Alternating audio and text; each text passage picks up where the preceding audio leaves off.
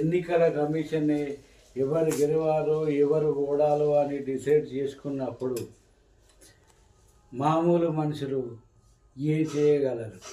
వాళ్ళే ముందే అన్నీ డిసైడ్ చేసుకొని ఓటింగ్ శాతాన్ని, అదేవిధంగా ఇక్కడ నుండి ఎవరిని తప్పించి ఇక్కడ ఓటు వేయాలో ఇక్కడ ఓటు వేయకూడదో ఇతర రాష్ట్రాల నుండి తెప్పించుకొని ఓటు వేయించగల శక్తి ఎలక్షన్ కమిషన్కే ఉన్నప్పుడు, వాళ్ళు ఏమీ అభ్యంతరం చేయనప్పుడు, బీహార్ నుండి ఉత్తరప్రదేశ్ నుండి ఇంకెక్కడి నుండో ఓటర్లు వచ్చి ఓటు వేసినప్పుడు ఆ ఎలక్షన్కి ఏమైనా విలువ ఉంటుందా?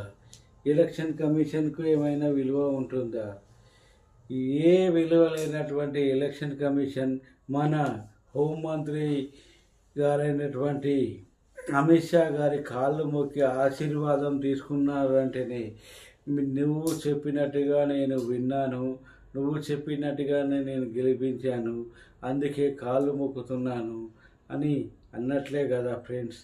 కాబట్టి ఈ ఎలక్షన్స్ అన్నీ ఫేక్, మనుషులంతా ఫేక్, ఈ విన్నింగ్ అనేది fake. Thank you very much friends.